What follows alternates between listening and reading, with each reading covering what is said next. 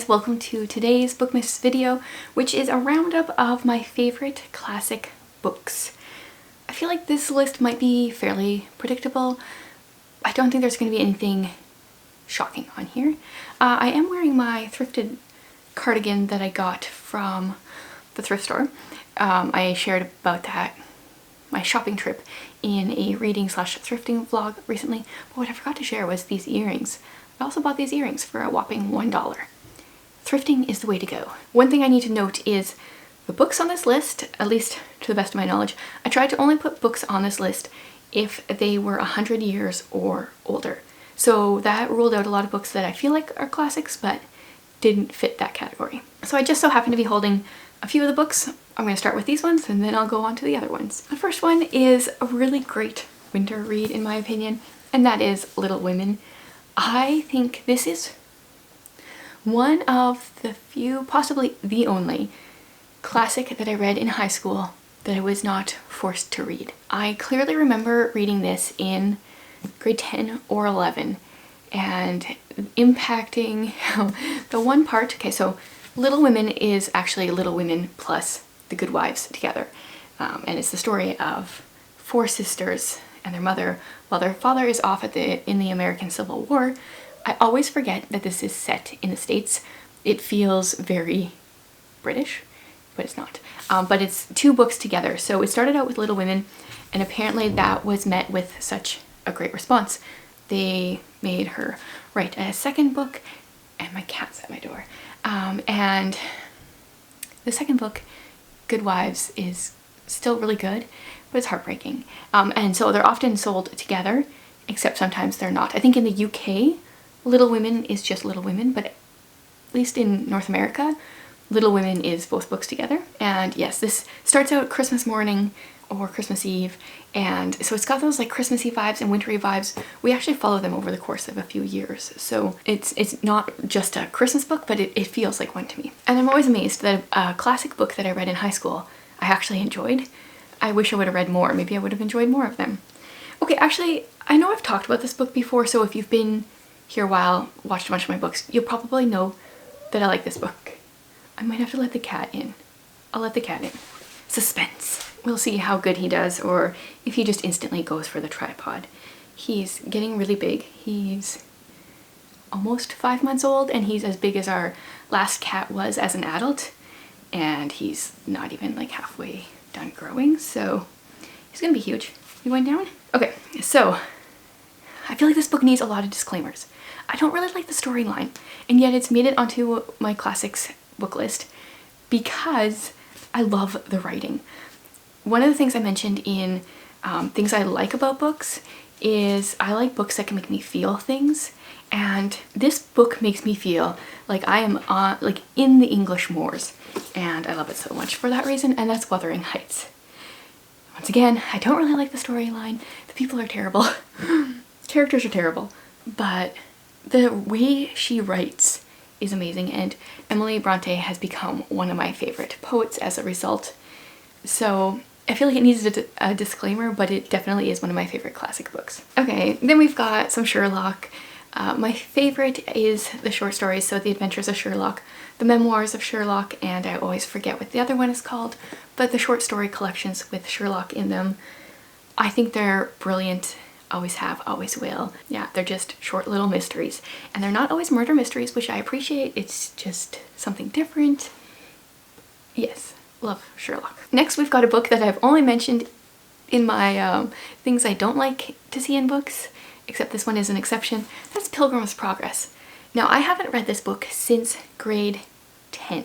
We had to read it in our psychology class, so it's been a while, but I have read the kids version, Little Pilgrim's Progress, since, and I remember enjoying this in school, and I pretty much never enjoyed books that we had to read, so that's impressive. This is it's an allegory. It's the story of Christian as he's on his way to, what did they actually call, is it like the Majestic City? I think something like that, and we see him as he has some struggles along the way, and this book is just always going to be a favorite, I think. I made sure to only include 2 L.M. Montgomery books on this list. there could have been more. The first one is my absolute favorite, and that is The Story Girl, where we follow Sarah Stanley. She goes to live with some of her cousins in Avonlea, and they're just pretty much every chapter is a short story, and Sarah just makes life more interesting with her imagination and stories, and she just has like a magical feel about her. She can make boring things more exciting and dark forests more creepy and also like more romantic, and I just really enjoyed reading about Sarah Stanley, and I feel like she is L.M. Montgomery, her writing in character form, if that makes any sense. And then of course I had to include one of the Anne books. The best one that I read first, if that makes any sense, is Anne of Avonlea. So I liked Anne of Green Gables, but I feel like that one's fairly well known. Anne of Avonlea is book 2. This is the first one that I loved, and I loved more after the series, but I couldn't include all of those on this list. So this one starts out with Anne as a 16-year-old, and so her personality has toned down a little bit from book 1. Book 1 she's very feisty, let's say, which I like to see in characters, but she gets into a lot of trouble, and she's a little bit more mellowed out here for book 2. I just had so much fun reading this. I love... Oh, do you want to leave now? Okay, I guess I'm letting the cat out now.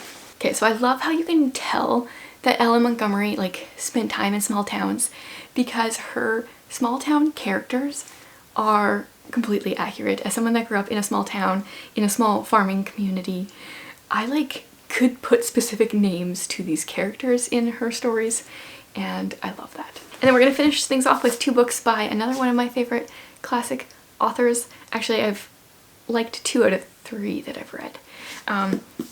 A Little Princess. So I just barely finished reading the what's it called? The Gilded Girl, which is a modern fantastical twist off of A Little Princess. But in here we follow Sarah Stanley. She goes off to boarding school while her father, where does he actually go in the book? Because in every other book and movie he goes somewhere different. It was possibly, I think he was going to South Africa to fight in the war there. So she has to go to boarding school. She's this very rich girl, but she's kind to people. She's so kind, and she has a way with words, and then something happens to her father and she becomes destitute and ends up being a servant in the school where she was attending, and she's still kind and can see the good in people and situations, and I feel like it's not over the top. It's not very obvious, you know, like, oh, you should be kind to people.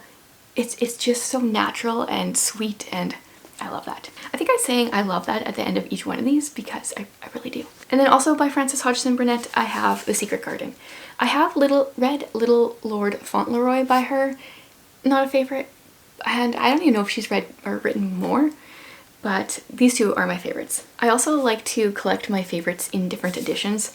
I have the Anne of Green Gables edition of the same edition in Anne of Green Gables as well.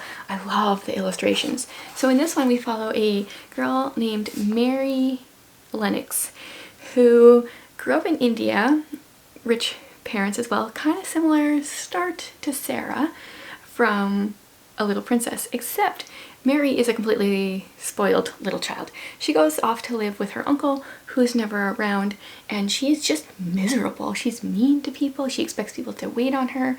She is not used to being outside because it was so hot in India. In this book we see such great character development. There's things going on at her uncle's house that are suspicious that she's looking into. She's learning to love the moors. You guys, between this book and Wuthering Heights, I need to go to like Yorkshire, because I want to see these places for myself. I've been to England, I've never been to Yorkshire. Add that to my travel bucket list. Yeah, so this is just a sweet read where you can really see characters grow, and I love that. I love that. Why do I keep saying that? Just stuck on a repeat here. Yeah, so there you go. Those are my favorite classics that I'm pretty sure have all been out for at least 100 years. There were some that were pretty close but didn't quite make the cut. I would love to hear some of your favorite classics. I would love to add more to this list. I don't know, none of these have I read very recently other than rereads. I've read these all quite some time ago, so I would like to to read some more classics that could make this list. I've been reading more classics, but none of them quite made it to this level. So give me some recommendations, and I will be back tomorrow with what is getting to be the end of Bookmas.